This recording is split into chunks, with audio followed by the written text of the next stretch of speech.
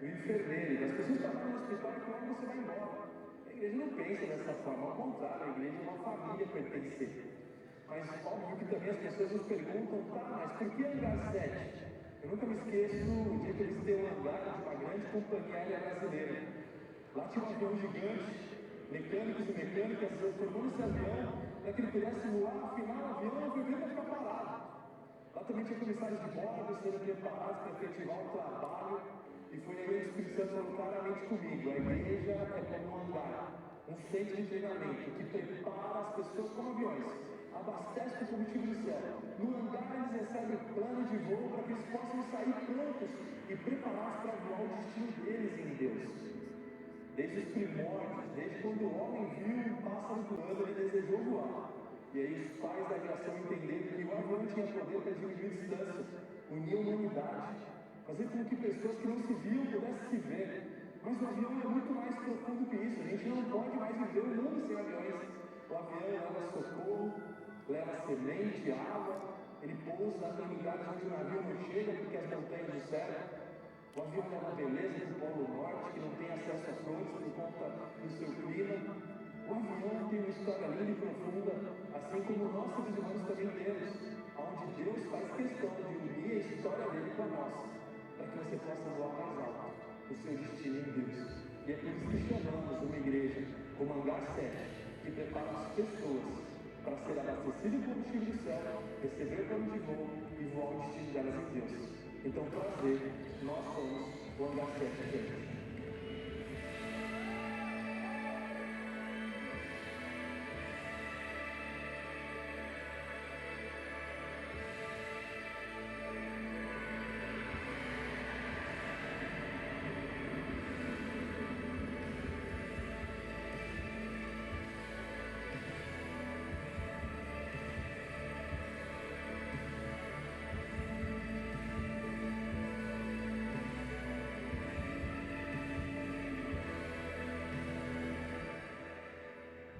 Um aplauso para Jesus, muito bom. Muito bom estarmos aqui com vocês. Vou começar orando para que o Espírito Santo de Deus nos conduza nessa manhã, amém? Feche seus olhos, faça sua oração. Sim, Jesus, nós estamos aqui para que nós possamos cumprir tudo aquilo que o céu já desenhou para nós. Não nos deixe fora daquilo que o céu está fazendo, amplie o nosso entendimento, a nossa visão acerca do Teu reino e que nós possamos crescer profundamente acerca daquilo que é as boas novas do Evangelho e se comprometer com tudo aquilo que o céu anseia, Pai, para que filhos maduros possam assumir as coisas do nosso Pai. Então, Pai, em nome de Jesus, expanda o nosso entendimento e que o Teu Espírito Santo possa nos conduzir em nome de Jesus. Amém.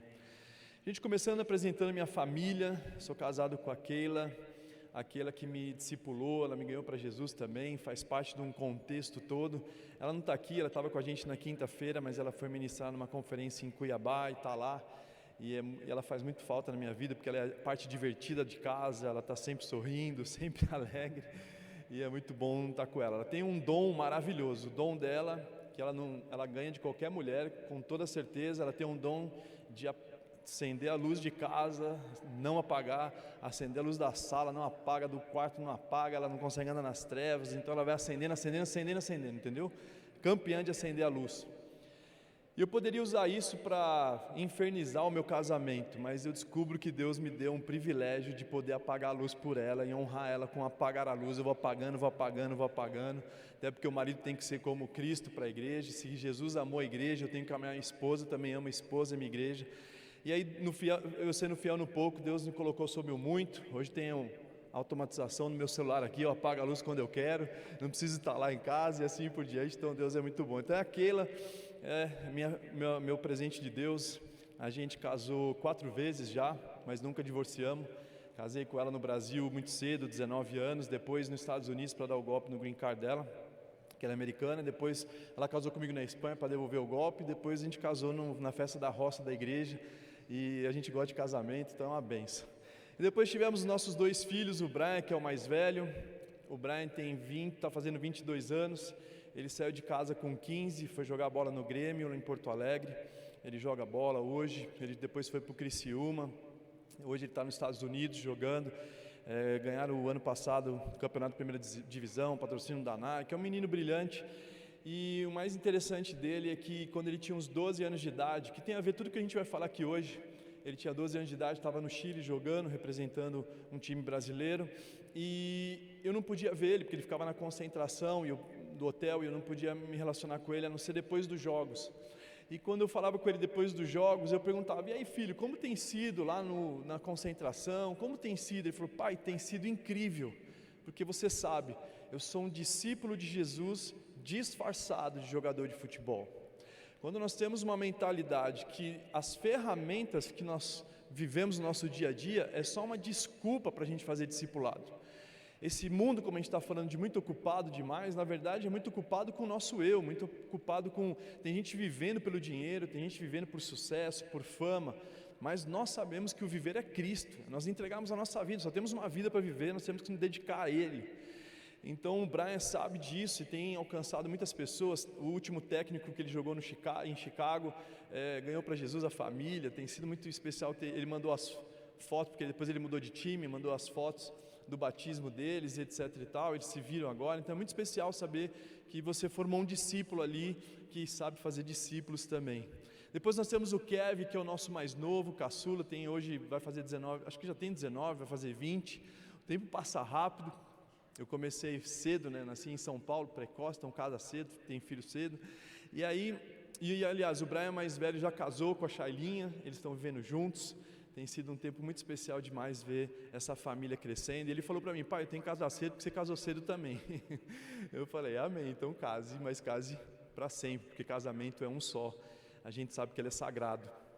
E depois temos o nosso Kevin, então ele faz novela, musical, é um menino mais empreendedor, ao mesmo tempo que ele tem essa parte da arte, ele estuda no Wolfmar, faz as novelas lá, desenvolve vários talentos, os musicais da igreja, ele que também coordena. Agora ele está fazendo um musical que vai ser em dezembro, que é o nascimento de Jesus, da inteligência artificial, dos robôs ali, vai ser muito legal.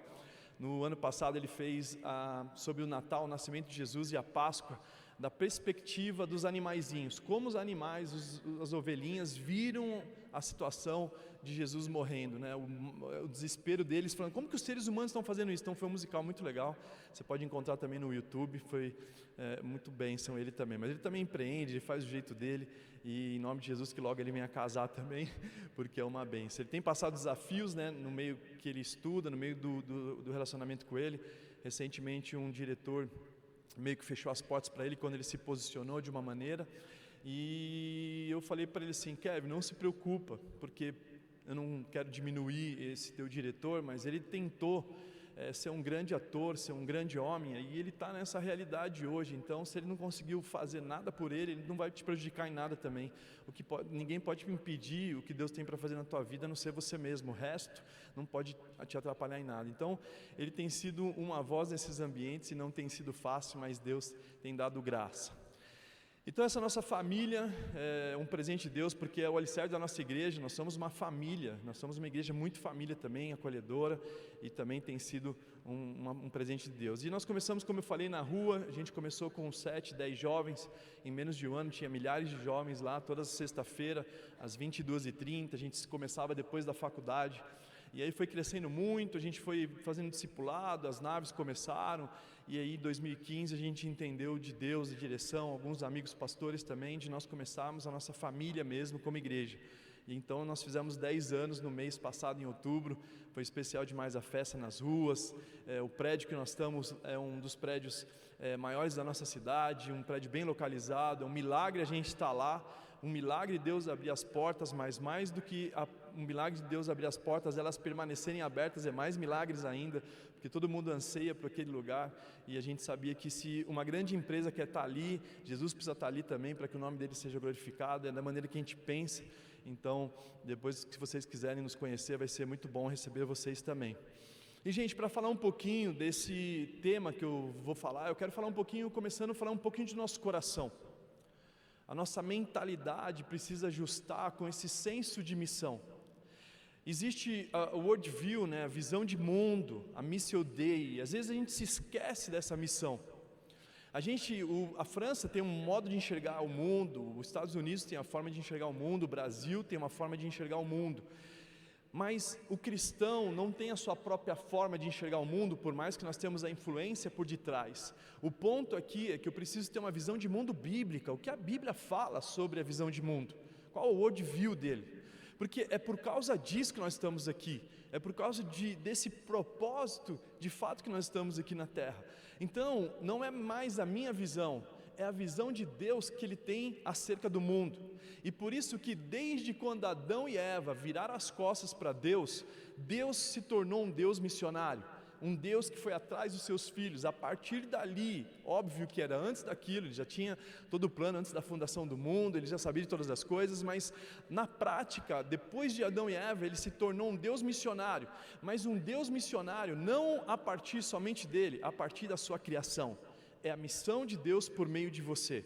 Por isso que a Bíblia fala muito sobre os personagens bíblicos, todos eles, Deus chama eles servo Moisés, meu servo Davi, tem visto meu servo Jó, minha serva Esther, a Ruth, e assim por diante. Ou seja, não era a missão deles, mas era a missão de Deus por meio deles. Não era o chamado, eu tenho um chamado, não era o chamado deles, mas era o chamado de Deus por meio deles. A gente confunde muito essa questão de achar, não, Deus me chamou. Não, querido, o chamado é dele, você só é um instrumento dele, você é um servo, e servo significa parceiro de Deus. Quando você entende isso, todas as áreas da tua vida é mudada completamente. Se você é um homem empresário aqui, você tem que entender que a sua empresa, Deus não é o teu sócio, Ele é dono da tua empresa, você é só um mordomo ali, você é só um servo dele, para gerar recursos poderosos, pessoas serem alcançadas por Jesus.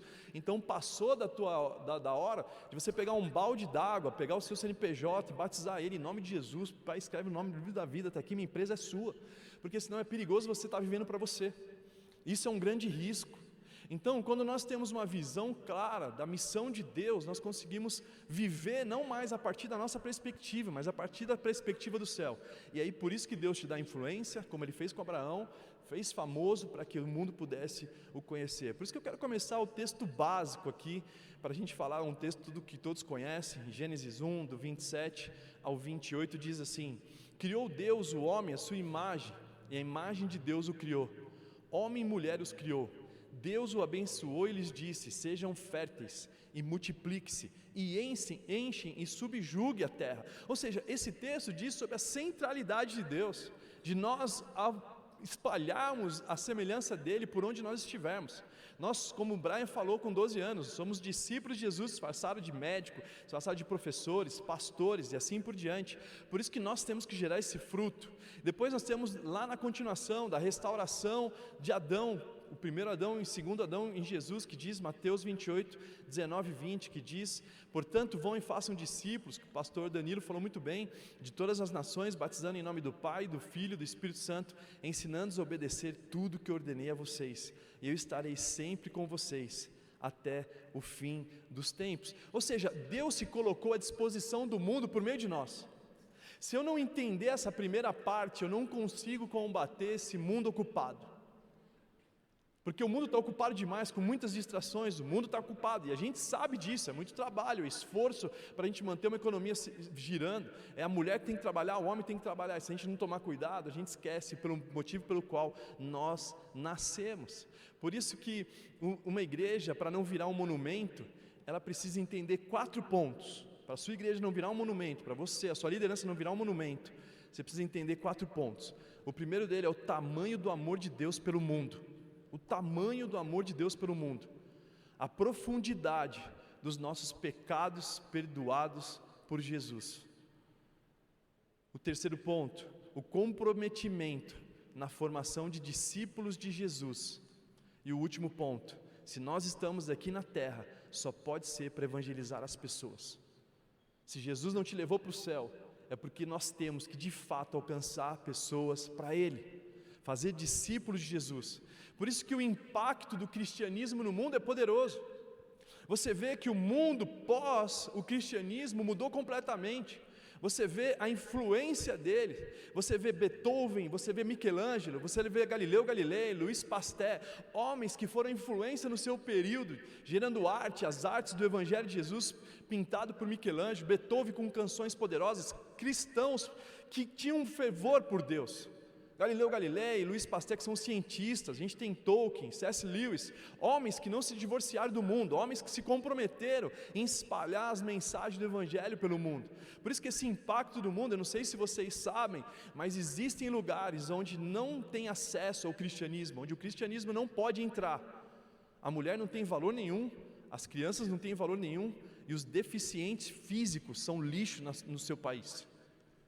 O avanço do cristianismo, ele é poderoso, porque nós fizemos escola, Oxford, faculdade de Ohio, tantas faculdades que são cristãos protestantes, que são cristãs, que onde tinha uma igreja, tinha um hospital, tinha uma igreja. Você vê no início do cristianismo, o relógio suíço, o chocolate suíço, eram os melhores daquele período, o poder que o cristianismo deixou, o impacto do que o cristianismo deixou no mundo. Então não é possível a gente não entender que nós estamos aqui por conta de uma missão de Deus. Não é possível você não entender que Deus te deu dom, talento, para que isso fosse uma desculpa para você fazer discípulos. Nós temos a Florence Nightingale, que foi a criadora da enfermagem moderna. Ela revolucionou a medicina no seu período.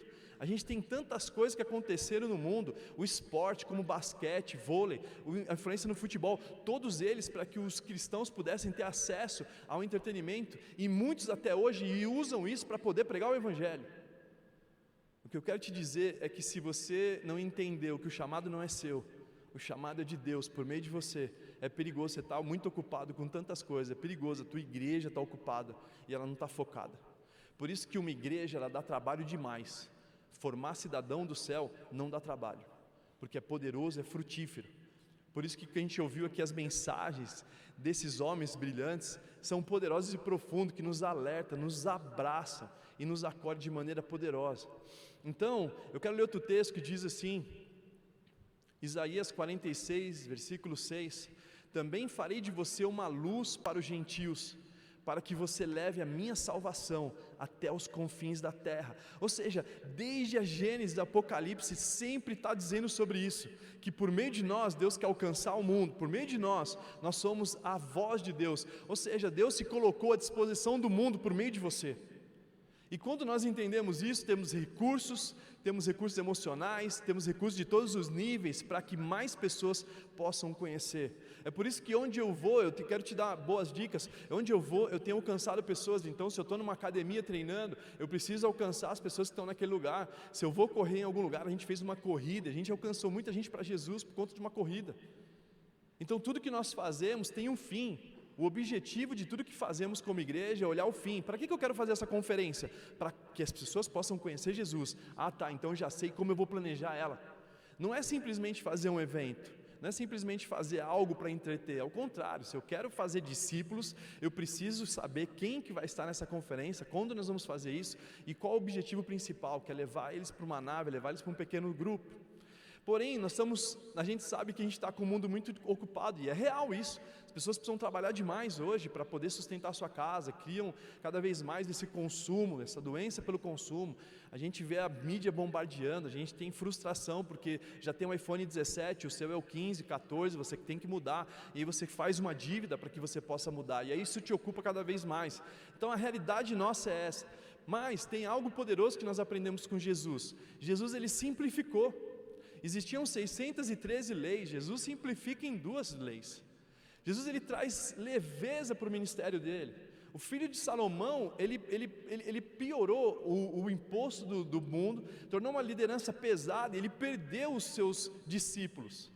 Jesus, ele simplifica, ele faz coisas mais inteligentes. Você percebe hoje que a Apple, ela simplificou, ela tornou o mundo mais prático, ela pegou tudo e colocou dentro de um telefone, e por isso que eles crescem. O Google, a mesma coisa, simplificou, a IA simplificou, o Uber simplificou e facilita isso. Por isso que nós não podemos criar coisas que os fardos sejam pesados para o discipulado da nossa igreja. E como nós temos feito isso? A gente tem simplificado também algumas áreas. Eu quero falar de algumas coisas práticas aqui, mas uma delas é que a nossa reunião, óbvio, né? Eu não sei como vocês fazem na igreja de vocês os pequenos grupos, mas a nossa mensagem aos domingos, 40 minutos, 1 hora de pregação, é muito pouco para a gente poder destrinchar o poder daquele texto.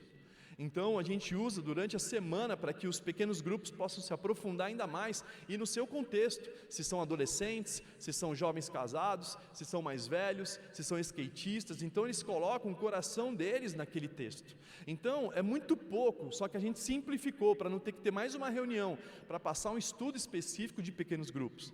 Então essa simplificação já diminui tempos com ele. Depois outra coisa que nós fizemos que simplificou, a reunião de liderança, ou seja, o discipulado de um líder é no mesmo período da nave que ele está gerando ali naquele lugar, ou seja, antes do pequeno grupo começar, 1 hora antes, ele já aproveita para reunir o time de liderança deles. Lá na nossa igreja a gente sabe multidão, seguidores, e a gente tem os 12, depois temos os 3 e depois o 1. E nós entendemos que para que a pessoa possa ter uma boa gestão de tempo de vida, a gente sabe que ele pode somente cuidar de 3 a 4 pessoas. Ele pode ter uma nave ali de 12 pessoas, a gente chama as naves por nomes também, Cirrus, Boeing, assim por diante, para a gente saber qual é a nave que ele está, o limite dela, para poder multiplicar, que a gente chama de overbook, assim por diante.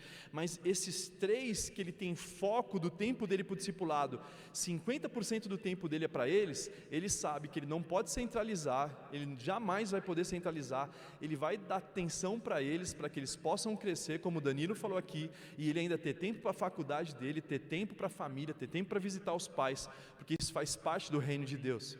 Então nós fazemos esse discipulado, e desses 3, os outros 3 têm que cuidar de mais 3, 50% do tempo, assim 25% por em diante. Então o líder de um pequeno grupo, ele cuida 50% desses 3, 25%, e os outros é conversa no WhatsApp, e aí como que você está? No máximo, porque senão ele vai criar codependência. Se ele cria codependência, ele não consegue multiplicar uma nave. Eles pensam que a nave é comunhão, e a nave é missão, não é comunhão só. Comunhão tem domingo, tem os cultos, sai de rolê. A nave também é comunhão, mas não é só isso. O foco dele é alcançar a gente para Jesus. Eles têm que ser intencional nisso. E para economizar tempo, o que a gente faz? Esses 3 líderes que ele cuida, eles se reúnem 1 hora antes da nave. Então se a nave começa às 20 horas da noite, eles chegam às 19 horas, preparam o ambiente, oram, um ora pelo outro, conversa, ajusta destino, corrige rota, e assim ele já aproveita menos uma reunião na semana, para que eles possam aproveitar o tempo dele. É um discipulado mais específico, focado em liderança, coração. A gente sabe que Tiago falou muito sobre isso, confessar os seus pecados uns aos outros. Os pequenos grupos são algo poderoso acerca disso. Só das pessoas estarem no pequeno grupo e falar assim: como foi sua semana? Não foi boa, foi uma porcaria, deu errado isso, não fui bem na escola, não fui bem no casamento, alguma coisa está acontecendo, ele já foi curado ali, porque ele confessou diante dos irmãos. Então a nave também tem um papel poderoso terapêutico. Por isso que as pessoas que não vão em pequenos grupos, eu fico assustado, porque estão gastando dinheiro demais lá fora com outras coisas. Então o pequeno grupo é a ideia de Deus. Então, nessa questão de simplificação, ele é poderoso, porque são níveis que a gente vai formando de maneira simplificada. Outra coisa que a gente aprendeu assim, que com os anos, é níveis de liderança. Um piloto de nave, ele tem muito esforço, um líder de pequeno grupo, na linguagem de vocês, ele tem muito esforço para liderar voluntário. Já o líder de pilotos, que é a torre de comando, né? A gente tem muitos nomes. A torre de comando é aquela torre do aeroporto que vê se o avião tem combustível, se ele tem a rota, se está tudo certinho com ele, se ele tem a palavra de Deus ali, se está bem a nave, para dar autorização para ele voar. Se o avião no meio do caminho tem uma grávida, acontece alguma coisa ali, a torre de comando que tem que fazer essa nave pousar para que ela possa chegar e ser socorrida num hospital ali perto durante o caminho. Então nossos líderes de líderes fazem esse papel, supre, cuida, serve esses líderes. Então, se eu coloco um piloto para liderar o pequeno grupo, eu sobrecarrego ele. Aliás, se eu coloco um líder de pequeno grupo para liderar um departamento de voluntário, eu sobrecarrego ele. Então quem são os líderes normalmente? Não são todos hoje ainda, mas são líderes de líderes, porque eles têm mais tempo. Liderança dá menos trabalho quando você faz um discipulado eficiente. Então, olha só que a gente aprendeu, que quando eu coloco pessoas na liderança de voluntários, que são só líderes de pequeno grupo, eu tenho um problema seríssimo, que aquele lugar fica muito codependente, Porque o pastorzinho, ele tem, não falando diminutivo assim, mas o pastorzinho que ele tem aquela mentalidade de acolher, de guardar, não, o cara quer crescer, não cresce não, fica aqui comigo, senão você vai crescer e daqui a pouco você não vai estar mais aqui. Então, normalmente um líder de pequeno grupo, ele tem essa mentalidade. Já um líder, ele tem a mentalidade apostólica. Qual que é o trabalho que ele me dá? Que ele vai liderar os departamentos de voluntário e ele forma líderes demais e vai criando cada vez subdepartamentos dentro dele, é poderoso, isso vai crescer na igreja. São problemas maravilhosos que a gente quer ter na igreja, porque agora é o líder de estacionamento, mas ele já formou o líder do que limpa o vidro do carro, o outro que trabalha lá fora, outro departamento que vai para não sei aonde. Ele vai criando as coisas, porque ele tem uma mentalidade apostólica. Então, se você coloca um líder de pequeno grupo em alguns departamentos, ele é uma bênção. Ele já consegue ter os voluntários além de uma escala. Ele não olha só a escala, ele olha além, ele olha o coração dele, como que você está hoje e tal. Mas ele é perigoso se ele ainda tem uma mentalidade que não seja apostólica, porque ele forma aquele lugar codependente. Ninguém quer sair de lá, ninguém quer crescer, vira uma família, ok, mas a gente tem muito, o que Deus tem para fazer no mundo, não dá para ficar nesse lugarzinho não, a gente precisa alcançar mais pessoas para Jesus. Então são coisas que nós fizemos, que nos tornou experientes e que foi poderoso para a gente poder avançar de maneira que glorificasse a Deus. Então, outra coisa que nós temos na nossa igreja, o que é um membro Hangar 7? O que é um membro Hangar 7? O membro Hangar 7, ele tem que estar numa nave, que é o pequeno grupo, ele tem que ser voluntário e ele precisa ser investidor, que investidor é o dizimista. E por que a gente entendeu isso? Porque algumas pessoas na igreja estavam lá 5, 6 anos na igreja e falavam assim: pastor, eu não me sinto em casa. Aí quando ele falava eu não me sinto em casa, eu falei: é verdade, eu nunca vi você com a mão na vassoura. Porque o dia que você pegar a mão na vassoura, você vai falar: essa casa é minha.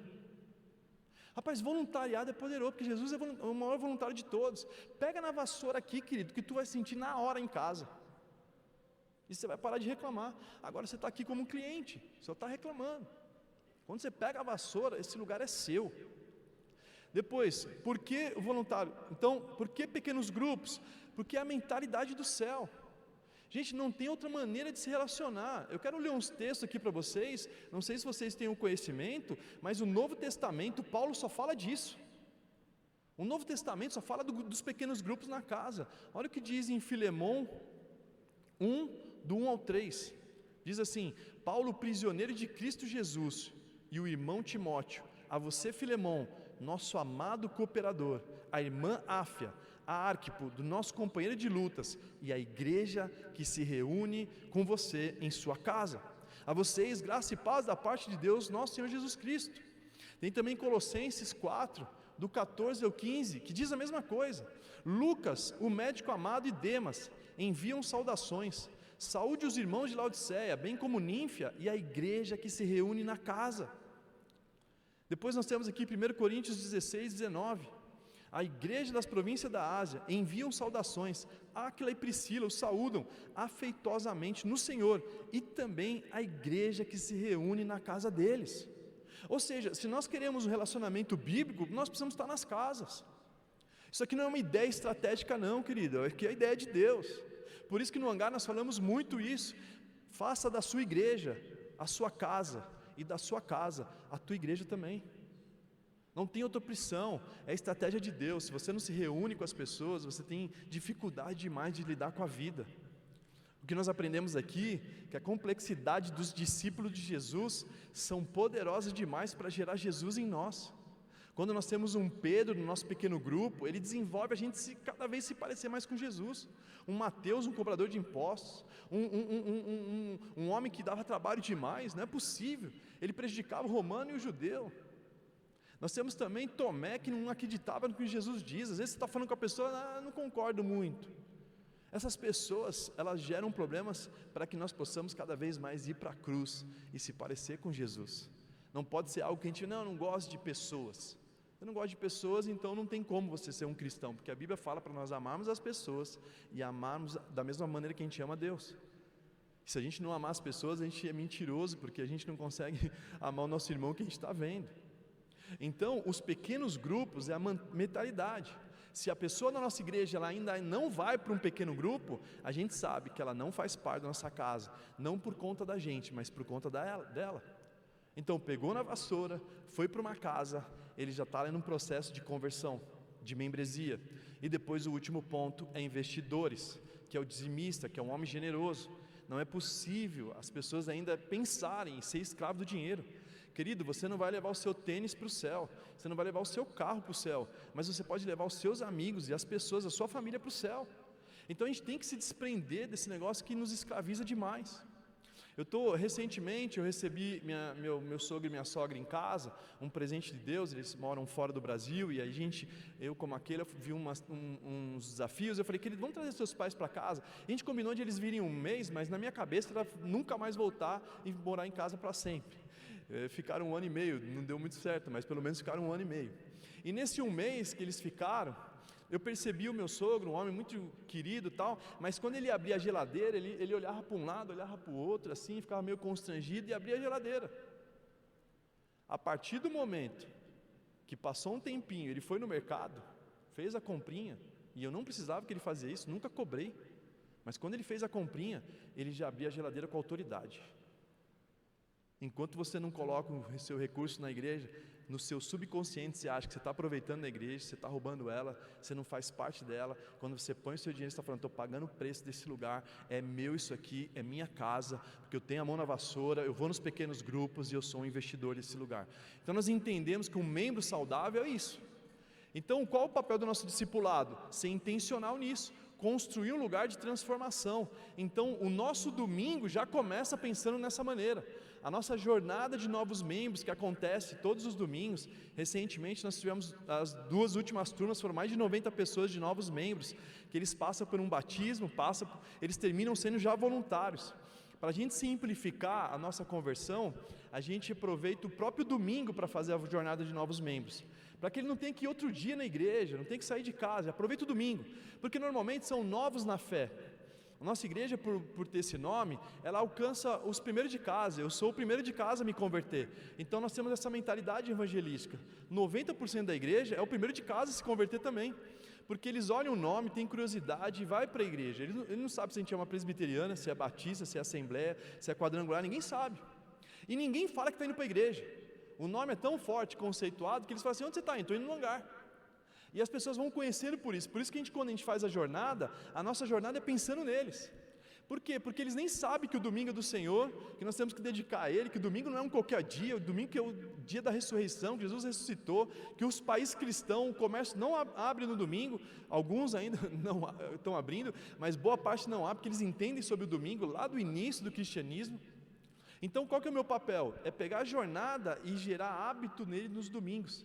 Então eu coloco o domingo porque ele está indo com frequência, e quando ele termina a jornada, ele já está membro com um bom hábito, e ele não perde os domingos. Ele sabe que o domingo é dia de ver a família dele, de levar os amigos para Jesus. Somos uma igreja missional, sabemos da nossa vocação, a nossa vocação é a missão de Deus. Eu não estou ali fazendo igrejas para mais nada do que cumprir a missão de Deus, focado nisso, nossa equipe sabe disso. Então essa jornada é a mesma coisa. Todo o conteúdo dela já começa falando sobre o reino de Deus, onde o primeiro módulo é o batismo. Aí ele se batiza. Depois ele vai aprender sobre pequenos grupos, ali a mentalidade da nossa casa, e depois ele termina sendo voluntário. Se a nossa visão de membro é investidor, pequenos grupos e voluntário, a minha jornada precisa caminhar para isso. Eu preciso simplificar a conversão dele. Antes, quando a gente não tinha isso, o cara chegava na igreja, ele se convertia, mas ele não tinha vida transformada. Ele continuava falando que era cristão, mas continuava do mesmo jeito que ele vivia antes. Ele só ia no culto, recebia uma palavra e ia embora. Na jornada, ele já sai como uma vida transformada, a gente diminui o tempo de conversão dele. E deixa eu te explicar uma coisa aqui, gente. Existe uma grande diferença. O pastor Danilo estava falando aqui sobre conversão e santificação. A conversão, Paulo imediatamente se converte. Pedro andou 3 anos com Jesus, e ainda Jesus falou assim, quando você se converter, Pedrão, tu vai ainda ganhar os seus irmãos. Ou seja, a igreja hoje a gente não tem noção. A pessoa se batiza ali, por exemplo, a Via YouTube se batizou, as pessoas olham, como que pode ser aquela querida? Conversão é diferente de santificação. Paulo se converte imediatamente, Pedro demora. Existe o respeito da pessoa se converter. Só que independente disso, os dois, mesmo convertidos, tropeçaram.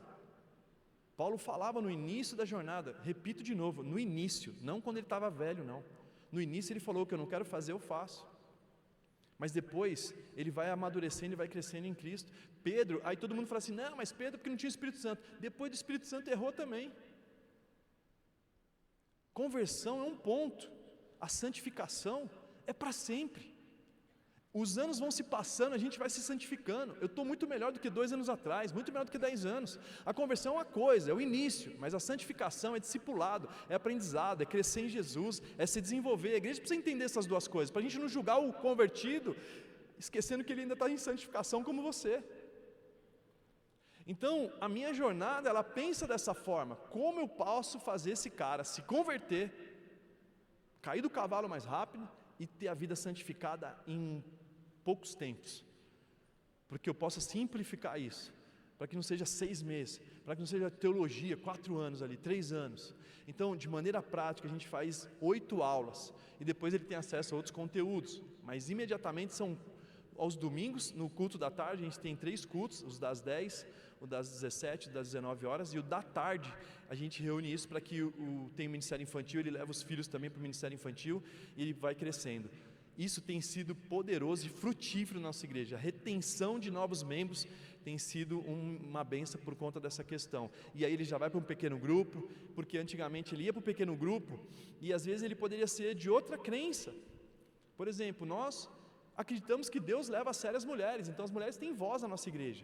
Se ele pensa diferente disso, porque ele é de outra comunidade, ele não vai se sentir bem, e eu não posso dar acesso a ele, o pequeno grupo rápido, porque daqui a pouco ele vai se frustrar, ele vai falar: não acredito nisso, vai embora, machuca um monte de gente, e a gente fica com saudades dele também, e assim por diante. Então a jornada, eu já trago clareza de quem nós somos, para que ele possa aprender e poder dar a continuidade nos próximos passos. A outra coisa que nós fazemos também é o discipulado 1 a 1, de maneira proposital. Então, como os discipulados são de influência, normalmente a galera que vai para a academia, leva os amigos para a academia, treinam juntos, já falam do reino de Deus, discipulam de maneira estratégica. Se, sei lá, uma galera mais velha, a gente tem as mulheres de 60 a mais, faz pequenos grupos, que é especial demais, elas se juntam à tarde, faz bolinho, conversa, uma passa o tempo com a outra, mas a gente também sabe que Jesus não fez só 1 a 1 e nem passou muito tempo no 1 a 1, ao contrário, ele fez também o discipulado no próprio pequeno grupo. Então ele falava para a multidão, ele falava no pequeno grupo, ele explicava a parábola, que ele não falava para a multidão, mas ele explicava um pouco mais para os líderes de líderes, e também no 1 a 1. Então a gente faz esses momentos também de modelo. E para a gente falar um pouquinho também do nosso modelo, que acho que todos vocês conhecem também, que era, no nosso caso, é conectar, né? O Hangar 7 é um lugar para conectar, pertencer, abastecer e compartilhar. Antigamente era ganhar, consolidar, né? Treinar e enviar, né? A gente mudou isso para conectar, porque é uma linguagem mais clara para eles, o pertencer, né? O abastecer e o compartilhar. Então o conceito de conectar é essa conexão, de ele vir para o lugar, alcançar pessoas, conectar as famílias, e alcançar os de fora, alcançar os de dentro. A gente tem uma nomenclatura que a gente chama radar, que o radar é quando você observa algum objeto. Então quando a gente percebe as pessoas na igreja, a pessoa olhando o teto assim, olhando assim, a gente sabe que é novo na fé, e eles já são intencionais nisso, para pegar a pessoa e levar para um ambiente chamado novo aqui. Depois a gente tem o pertencer, que o pertencer já é a consolidação dele, fazer parte da família, ele já fez a jornada, agora ele já se sente casa, porque ele construiu um ambiente de voluntariado, ele está num pequeno grupo, ele está se transformando em um homem generoso, uma mulher generosa. Então esse é o nosso pertencer. O abastecer é os nossos conteúdos de academia de pilotos. A nossa academia de pilotos é a escola de liderança. A gente tem vários outros departamentos que ajudam ele a crescer espiritualmente. A gente tem um grupo de leitura bíblica, que hoje no YouVersion são mais de 25 mil pessoas com a gente, lendo o plano de Bíblia anual. As pessoas que chegam na igreja também têm acesso a isso, para poder começar a leitura bíblica. Isso tem sido transformador também. E depois o compartilhar, que é quando vem o crescimento saudável. É normal um cristão crescer. Se ele anda com Jesus, ele vai crescer, e aí é onde ele multiplica, onde ele cresce nos departamentos onde ele está, sendo no voluntariado, ou sendo também na questão de pequenos grupos. Eu vou terminar um pouquinho mais cedo, para vocês poderem fazer pergunta também, para que a gente possa terminar. De repente, se tem alguma dúvida de como a gente faz, para que vocês possam também fazer, participar, ou sei lá, falar de alguma coisa que você possa nos acrescentar um pouco, né? E é isso. Mas outra coisa que eu percebi também é quando você... Quem aqui quer ter um time dos sonhos? Quer ter um time dos sonhos? Time dos sonhos, voluntários dos sonhos, pequenos grupos de sonhos. Rapaz, eu gosto disso por quê? Porque a gente almeja isso, mas isso começa a gente ser o líder dos sonhos. A gente começa liderando pelo próprio exemplo. Se a gente não liderar pelo exemplo, não faz sentido algum. Eu vou fazer um teste com vocês aqui, ó. Levanta a mão de vocês aqui, ó. Levanta uma mão. Eu vou pedir para vocês fazerem um movimento e me obedecem, tá bom? 1, 2, 3, já. Põe a mão na nuca, na nuca, na nuca. Na nuca.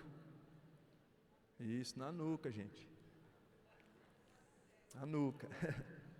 O que eu quero dizer é que vocês fazem o que vocês viram fazer, não o que eu falo. A liderança é muito isso, você pode falar, mas se você não fizer, eles vão fazer o que você está fazendo, não o que você está falando. Entende? Então a gente precisa entender que a gente lidera pela nuca.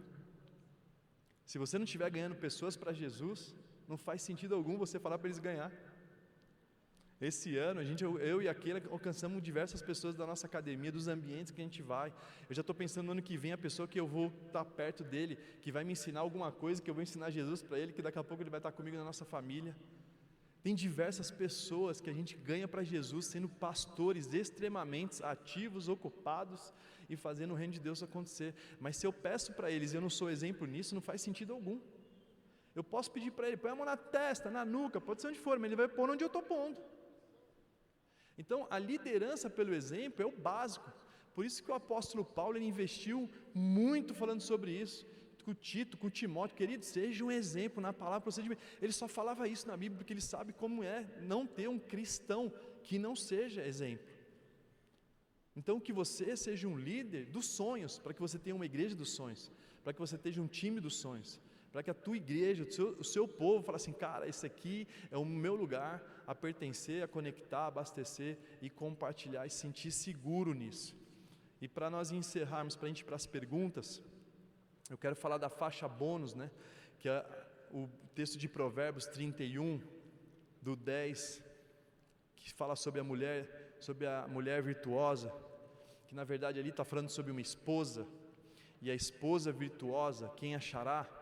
Só que quando a gente fala dessa esposa virtuosa, eu quero trocar o nome de esposa para a gente fazer essa leitura como se ela fosse a igreja de Jesus, porque esse texto está falando de uma mulher exemplar, e eu quero aplicar como se ele fosse uma igreja exemplar, porque a igreja é a noiva de Jesus, é a esposa de Jesus, é a mulher de Jesus. Eu quero ler junto com vocês, se você puder abrir tua Bíblia em Provérbios 31, do 10 ao 31, para a gente ler juntos.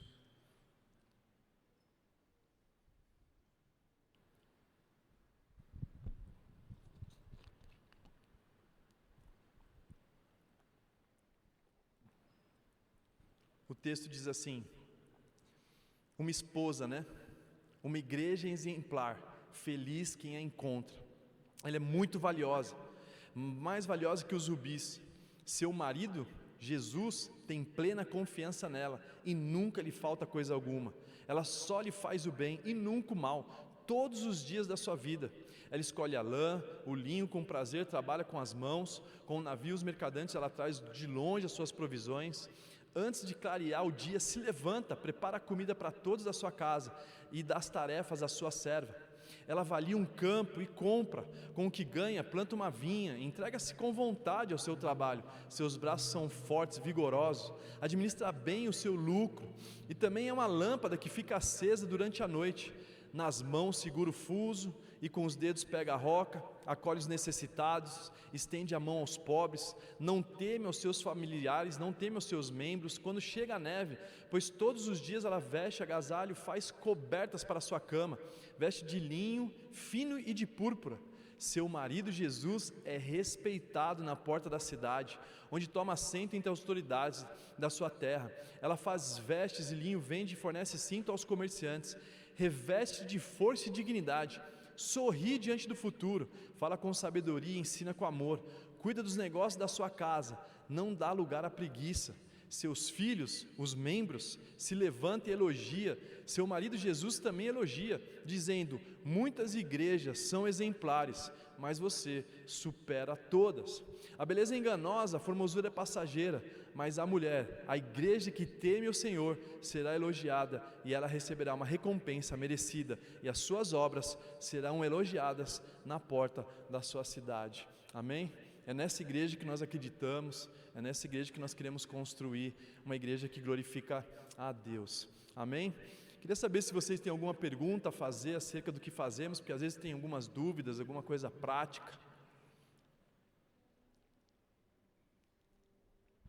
Não sei se tem microfone, se quiser vir aqui. Ou pergunta, eu falo aqui.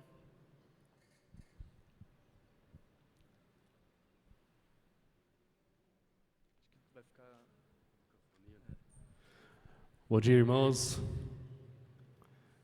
Meu nome é Victor, sou pastor ali da Shalom Central, em Patos de Minas, Minas Gerais. E a minha dúvida é a seguinte: você falou do modelo, né, da multidão, dos 70, os 12, os 3 e 1. Como que vocês fazem essa divisão na questão do tempo, né, que é gasto? Eu entendi até o processo aqui com os 3, que é feito anterior, né, às naves, mas aí depois eles também têm esse momento individual com cada um desses 3? Isso, então como nós enxergamos, para não sobrecarregar um a um, porque eu vejo Jesus, ele fez pouco, entre aspas, tá? Porque a Bíblia não fala todos os detalhes de Jesus, mas você percebe que ele teve muito mais tempo com os 12 juntos, depois com os 3 e com um, do que somente a multidão, ou somente os seguidores, ou somente os 12. Então como a gente enxerga? Porque a gente tem também um nome chamado raio-x da vida, que é onde você passa no raio-x do aeroporto. E aí esse raio-x é o que a gente usa para discipulado. Como ele está na faculdade, como ele está no idioma, se ele está aprendendo outra língua, como ele está com os pais, como ele está com as finanças. Então a gente tem uma estrutura para que ele possa olhar e perceber. O cara que ele chegou na igreja e começou a falar mal do pai dele. Pô, a gente tem que tratar isso aqui porque ele vai ser um problema lá na frente. Então a gente usa o raio-x. Esse raio-x específico, esses caras aqui, o líder, ele usa nos 3. E esses 3 vão usar nos outros 3, porque ele não vai ter tempo suficiente para cuidar de 12. Porque ele tem mais coisas para fazer e sobrecarrega ele, daqui a pouco está desistindo, ele para de liderar porque sobrecarregou ele. Então a gente enxerga, a multidão chegou na igreja, eles se tornam seguidores, os seguidores saem fazendo as coisas e beleza, porque eles estão nessa pegada, mas a gente quer que eles sejam discípulos no mínimo, que se comprometa com a visão, que seria pequenos grupos, voluntariado e investidores.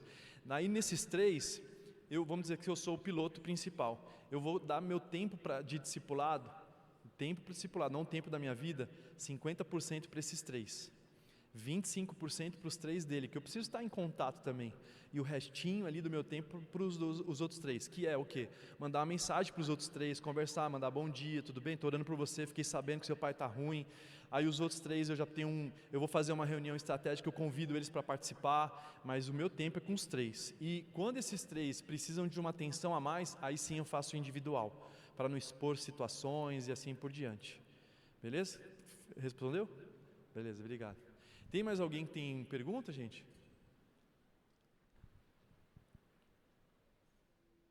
Tudo bem? A minha pergunta é, né, a gente tem ouvido hoje sobre discipulado, né, e eu creio que cada igreja tem o seu método, né, discipulado, casa de paz, enfim. A minha pergunta é, qual que é a sua visão, porque a gente tem falado e visto sobre pessoas que querem ser discipuladas, né? Então, nós temos aprendido aqui sobre pessoas, se quer discipular e vamos assim por diante. Mas como lidar também com as pessoas que muitas vezes não querem, né? Porque a gente como líder e pastores, a gente não quer abrir mão, né? A gente insiste, a gente tenta e creio que é o nosso papel, né? Mas qual que é a tua visão como pastor da igreja, tudo, daquelas pessoas ainda que não querem ou que não entenderam, né? Tem esses dois lados, né? E aquelas que muitas vezes não quer. Não sei se... Legal, muito boa pergunta, e acho que é essa dor também que até o pessoal está falando ali. Mas é o seguinte, o que eu vejo? Como a nossa atenção é focada na jornada de novos membros, então o nosso culto, a nossa mensagem, os voluntários, desde a entrada, o departamento específico, que é o anfitrião, que fica olhando esse cara chegar, ele já encoraja ele para esse ambiente, convida ele para um café, explica um pouco do que vai acontecer, a ponto de ser muito difícil ele ser resistente a isso. Porque ele foi muito bem acolhido, as pessoas apresentaram, dependendo do tempo que ele chegou, se ele chega muito cedo, ele faz um tour na igreja, ministério infantil, tudo como funciona, ele fica tão impactado com isso, que ele se abre para qualquer coisa. Então, na jornada, a gente transborda o que eu estou falando pelo exemplo. Todos nós aqui vivemos o discipulado, então eles ficam completamente empolgados a participar. Inclusive, antes da jornada, eles já querem falar, eu já posso ir para uma nave, né? E assim por diante. Agora, óbvio, tem o problema mais sério, que acho que é o caso de todos nós, é o crente mais antigo, que veio de outra igreja, assim por diante. Então ele fica anos ali resistente, não quer envolvimento, já me machuquei, não sei o que lá, e ele sabe que aquele lugar é para machucar mesmo, gente. Pedro, rapaz, são os discípulos de Jesus. Só que é esse lugar que tem cura também, esse lugar que transforma a nossa vida, a gente tem que mudar essa mentalidade. A Bíblia fala que todas as coisas cooperam para o bem daqueles que amam a Deus. E a continuação do texto é que foram chamados, predestinados a um propósito de ser parecidos com Jesus. Ou seja, o propósito do céu é a gente se parecer com Jesus. Pedro, ele é um instrumento poderoso para nos fazer parecer com Jesus. Judas, poderoso. Rapaz, todos esses caras, então a gente tem aos poucos trazendo cura para ele, respeitando ele também, acolhendo, ele participa de todos praticamente eventos, porque ele é um crente velho, então ele vai para o Sala VIP, que é o culto das mulheres, vai para o Comandantes do Reino, que é o culto dos homens, vai para o Flight, que é dos jovens, enfim, ele participa de tudo. E aos poucos ele vai se abrindo, sentindo um pouco mais seguro, aí vai lá, faz jornada e assim por diante. Mas a gente não obriga ninguém a fazer isso. Mas se você for lá, você vai ver o ambiente todo voltado para o foco. Gente, simplificar. Precisamos fazer esse domingo, é muito caro fazer um culto, muito caro abrir um prédio, desenvolver voluntariado, é muito caro isso para a gente ficar sem direção. Então todo mundo sabe que o foco é a jornada de novos membros. Então ele já chega nesse lugar, né? Tá bom? Mais alguém tem pergunta, gente? Pode, ali, olha, eu conheço você, que legal, a Jéssica. Nossa, lembrei, 20 anos que eu conheci ela, a igreja que eu me converti, aqui em São Paulo, Santo Amaro. Tudo bem, Jéssica? Tudo bem. Que legal. Conheci quando eu era novinha, não vou falar pequenininha porque ainda sou, né? Mas eu era novinha, criança. Prazer te ver aqui novamente. Eu tenho uma pergunta. Eu vejo que muitas igrejas focam o discipulado muito por categorias, por afinidade. Então é sempre o jovem com o jovem, 55 mais com 55 mais e assim sucessivamente. Então tem uma afinidade nesse grupo para que gere a questão do discipulado. E eu vejo que isso, ao mesmo tempo que ajuda por um lado, eu acho que atrapalha, porque eu vejo que a multidão de conselhos, a sabedoria, e se a pessoa está aprendendo com aquele que está vivendo a mesma fase, talvez ali não tenha tanto a ser ensinado. E eu acho muito importante o discipulado um pouco mais misto, mas eu vejo que muitos não trabalham dessa forma. E eu queria saber qual que é a sua opinião sobre isso. Eu estou com o retorno aqui muito ruim desse microfone, não estou ouvindo muito o que o pessoal está falando. De repente o rapaz do técnico do iPad podia regular esse som para eu ter um pouquinho mais de retorno aqui para mim, para eu ouvir melhor. Mas pelo que eu entendi, o discipulado, eu acho que o discipulado não pode ser nunca um padrão ou formar de alguma forma. Eu acredito que é óbvio que a afinidade ela traz segurança, porque você está num lugar que você se sente mais seguro, você não está pensa comigo num lugar que você não sabe do skate e você é um erudito, chega lá, vê o cara falando, ei mano, não sei o que lá, você fica meio constrangedor, então tem essa questão. E no discipulado a gente tem que separar o que é o pequeno grupo do que é um discipulado também. E o que acontece? A gente precisa separar o que é inserir ele no discipulado do cristianismo e a diferença do discipulado de Cristo. O discipulado do cristianismo, a igreja é muito boa nisso, porque a comunhão dos irmãos gera cura, isso, churrasco, rolê, diversão, cristianismo ali, maravilhoso, e todo mundo gosta disso, ninguém reclama disso. Mas o discipulado não é isso. O discipulado é o Cristo, é a morte do eu, é a transformação de uma vida, é morrer para si mesmo, é ser um novo homem, uma nova mulher, e não só o cristianismo. O cristianismo é bom porque ajuda na depressão, ansiedade, várias questões, irmandade, um está junto com o outro, poderoso. Mas o fato que transforma uma vida é o Cristo, é o morrer mesmo.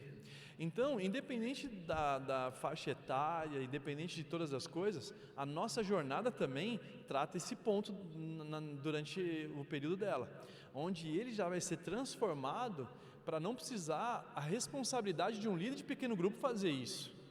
Então a gente não quer entregar pessoas imaturas para um líder de pequeno grupo que ele vai dar trabalho para ele, vai desgastar, não aguento mais, só tem problema aqui na minha, né? Só mandaram problema para mim, entendeu? Então eu como igreja também preciso ajudar ele entregando pessoas um pouco melhores.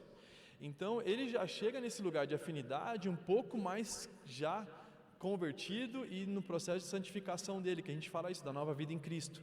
Depois do batismo a gente fala para ele, cara, você nasceu de novo.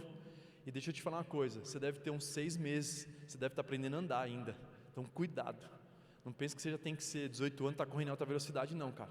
Só essa frase que eu falei agora, já ajuda demais ele entender que está num processo de crescimento, ele tira o fardo de achar que é o super crente, e ele poder se comprometer, e todo tropeço que ele tiver, não desistir e continuar andando, que foi assim. Então, diferencial de si próprio, porque às vezes o pequeno grupo, ele é mais fácil levar ele para esse cristianismo, e o líder tem que ter esse discernimento para poder formar Cristo nele.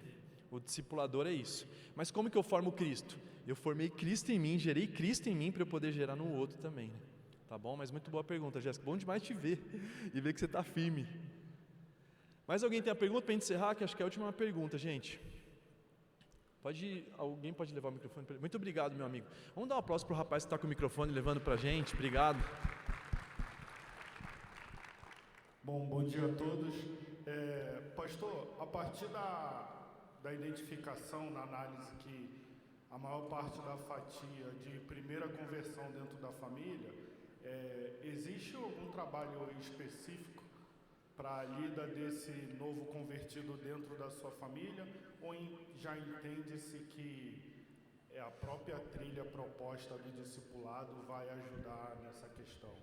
Eu acredito que é o todo. Porque a jornada ela é muito profunda e prática ali, entendeu? Mas você tem o Sala VIP que trata áreas de mulheres específicas que a jornada não vai tratar. Eu tenho Comandantes do Reino que eu escuto só para o homem. Rapaz, ali, tem horas que eu fico falando assim, meu Deus do céu, é tão difícil ouvir o que a gente está falando ali que eu não sei porque o povo ainda vai, entendeu? De tantas coisas que a gente trata na questão do homem, entende? Então, é todo o conjunto da igreja caminhando para o mesmo lugar. E aí depois a gente tem os cursos também, a gente tem um curso que trata muito o caráter, que eu esqueci o nome dele, minha esposa que faz, esqueci. Lapidados à imagem de Deus. Rapaz, esse curso aí são 3 meses. Se o cara, eu toda vez que eu estou naquele lugar ali, eu me converto assim, bonito, entendeu? Na hora eu me entrego de novo para Jesus, meu Deus, misericórdia, Senhor, me livre, entendeu? Porque é muito forte assim, muito bom. Então é o todo, não dá para falar que é um pouco, porque tem gente que não vai absorver tudo, né? Então todo da igreja nas suas áreas trabalhando em conjuntos, né? E gente, vamos orar então para a gente encerrar. É muito bom ter crescido nesse tempo aqui no GKPN. Prepare a sua igreja para trazer mais líderes no ano que vem. O Elias, ele é muito brincalhão aqui, mas ele é uma sumidade. Ele tem um conhecimento absurdo do evangelho no mundo, né?